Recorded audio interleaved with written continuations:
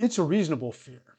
What happens if your home doesn't sell after you've already bought your new one? Most homeowners who are seriously considering buying and selling at the same time arrive at this question eventually. And for most of them, it's the one that matters the most. So let's answer it directly and frankly. The short answer is that this is a manageable risk for most people in this market.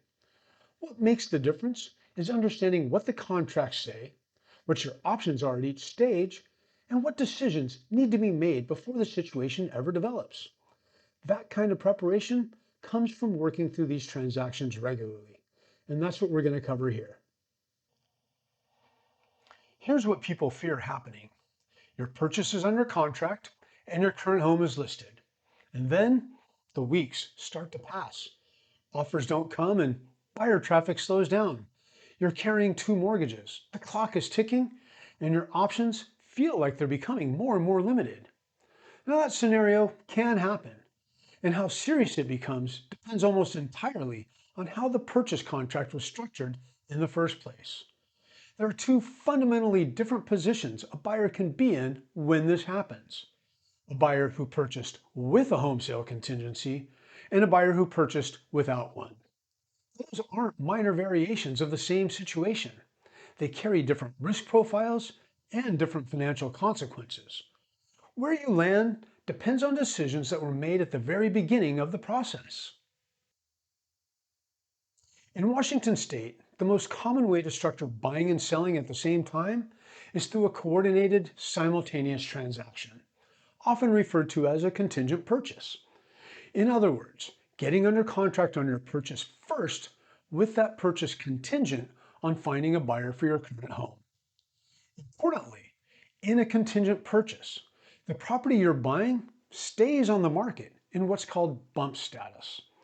The seller can keep marketing the property and can accept a competing offer. That's the trade-off for the seller accepting your contingency in the first place. And here's what that means in practice. If another buyer makes an offer that the seller accepts, you receive a bump notice. And unless otherwise negotiated, you then have 5 business days to find a buyer for your current home and satisfy the contingency. If you're unable to find a buyer within that window, you must either waive the contingency or release the contract. To be clear, the bump clause is a real pressure point, but it isn't the crisis it sounds like if you understand it and prepare for it. The response window gives you time to act. The contingency gives you a structured exit if you can't perform. And in most cases, with a properly structured contract, you don't lose your earnest money for failing to sell within the contract terms. You may lose the purchase, and that's a real loss, but it's not a financial catastrophe. The financial catastrophe version happens when a buyer purchases without a contingency and then can't sell their current home fast enough to cover the gap. Some buyers choose to purchase without a home sale contingency. Maybe the seller won't accept a contingent offer. Or perhaps the buyer has access to the financial resources to cover the down payment and overlapping mortgages and allow them to keep the two transactions separate. Buying without a sale contingency isn't inherently wrong. It's simply a calculated risk. But it requires 3 things that a contingent purchase doesn't. First, a financial plan for the overlap period. In real estimates, not ballpark figures. What do 2 mortgage payments cost each month? How long can you carry that? And has a lender confirmed you qualify for both obligations at the same time? That conversation has to happen before you go under contract, not after. Second, a pricing strategy on your current home that's built to sell within your time frame. When there's no contingency safety net, you may not have the luxury of testing the market at an optimistic number and adjusting over several weeks. The first 2 weeks of a listing generate the most concentrated buyer activity. Pricing for that window isn't optional. Third, a clear decision in advance about what you'll do if the timeline gets tight. Cutting your price in week 3 feels very different when there's no contingency protecting you. Making that call before you're under pressure produces a better outcome than making it once the pressure starts mounting. The most important thing a buyer can do before purchasing without a contingency isn't finding the right property. It's knowing their own financial footing. How long can you carry both properties? And at what point do you need to take corrective action on your listing? That's the line between a calculated risk and an open-ended one.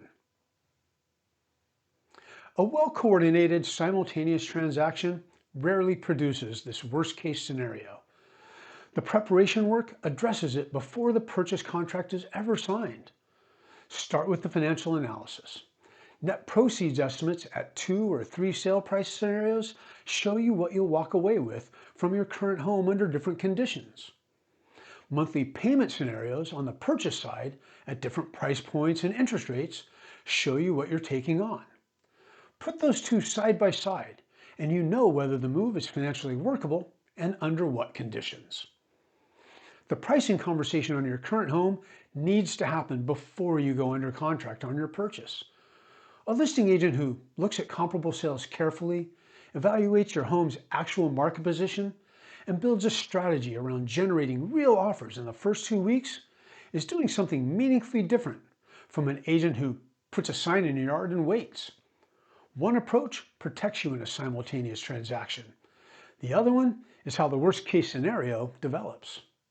One more tool worth knowing before you need it: a post-closing occupancy agreement, often referred to as rent back, allows you to stay in your current home for a defined period after your sale closes.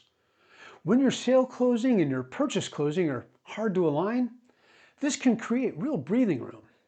It's a term worth raising when you're reviewing incoming offers on the sale of your current home, not something to bring up as a last resort. Before we wrap up, let's put this in perspective. The scenario most homeowners worry about when they're considering buying and selling at the same time is real. Homes do sit longer than expected. Timelines compress. Sellers invoke bump clauses. Buyers who aren't prepared for those moments make reactive decisions with real financial consequences. What changes the outcome isn't eliminating the risk, it's understanding the risk well enough to build a plan around it before the transaction begins.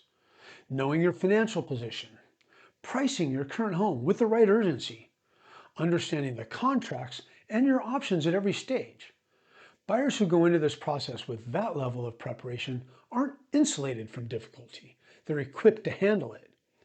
For a complete walkthrough of how buying and selling at the same time works in Clark and Cowlitz County, including the Washington State contract language that governs contingent purchases and the decisions you'll face at each stage, the link to the Southwest Washington Homeowners Complete Guide to Buying and Selling at the Same Time is in the description below.